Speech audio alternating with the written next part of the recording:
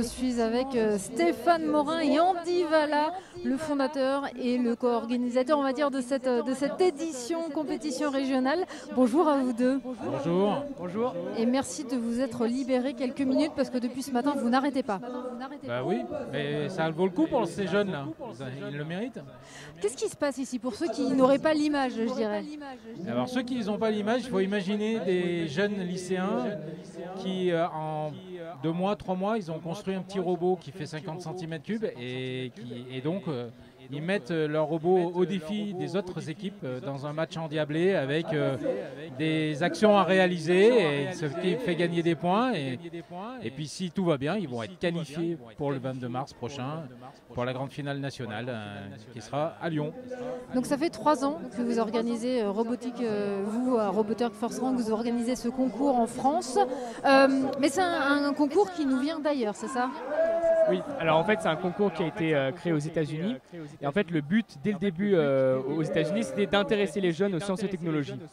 Donc nous on reprend ce message et on le diffuse en France parce que on pense aussi que les jeunes en France peuvent être des leaders dans les sciences et technologies. Donc voilà pourquoi est-ce qu'on développe ça en France.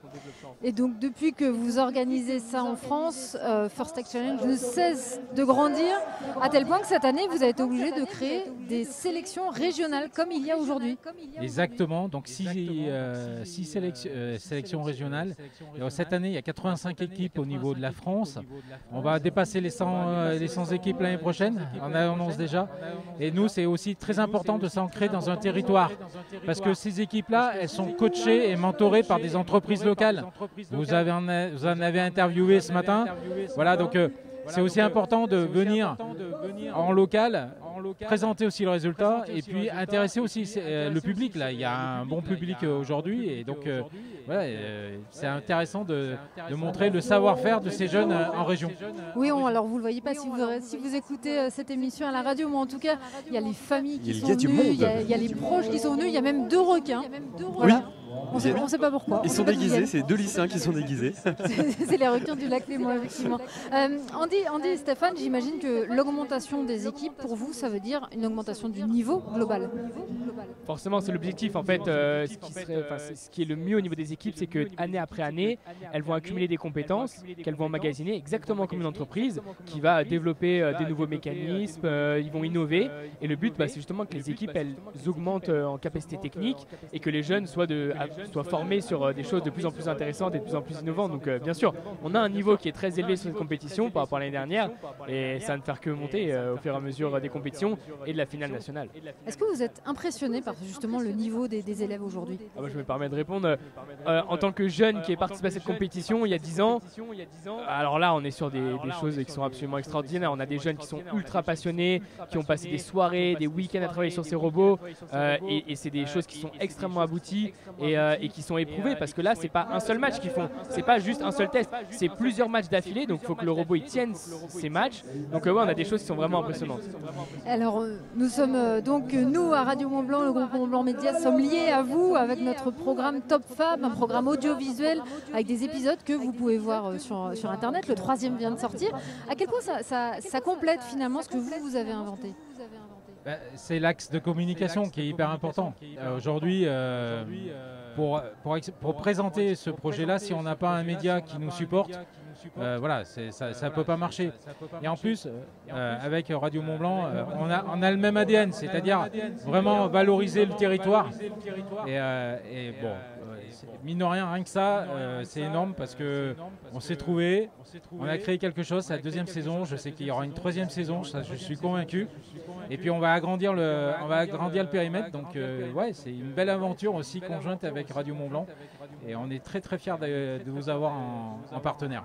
On le disait, il y a énormément de monde dans ce gymnase Rosset de Marnat. Ça vous fait quoi de voir autant d'engouement des élèves, bien sûr, mais de leurs proches, de leur famille? C'est la récompense pour les jeunes.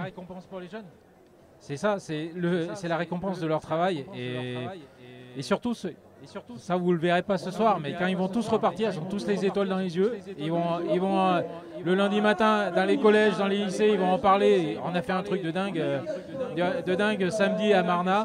Voilà, donc c'est ça aussi qui est super chouette, c'est que on envoie un peu du positif, et on en a un peu besoin en ce moment, donc c'est bien d'envoyer du positif.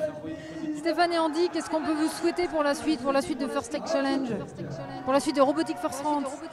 Ce que nous on souhaite, c'est d'accompagner le plus possible les équipes à développer leurs compétences en sciences et technologies, à vouloir s'intéresser encore plus à tous ces domaines de la robotique et on souhaite toujours grandir, toucher le plus de jeunes possible et de leur permettre de découvrir des carrières formidables dans les sciences, dans l'industrie, dans la technologie et de découvrir une compétition qui est absolument incroyable. Stéphane, je pense qu'il a un petit mot à dire.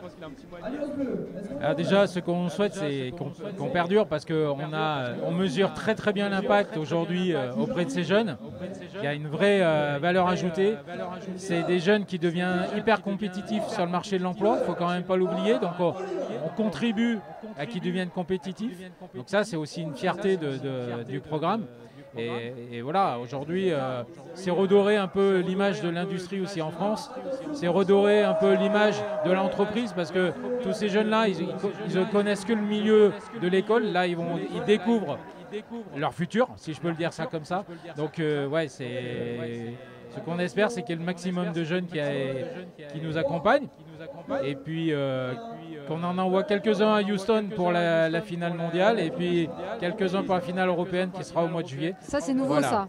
Ça, c'est une info, effectivement. Ça sera cet été et on espère bien envoyer quelques équipes de notre programme Top Fab. Exactement. Stéphane Moret et Andy Valla, merci beaucoup de vous être arrêtés. Je vous laisse repartir, vous avez encore énormément de matchs à organiser. Et puis on se donne rendez-vous le 22 mars à Lyon pour la finale nationale. Avec grand plaisir.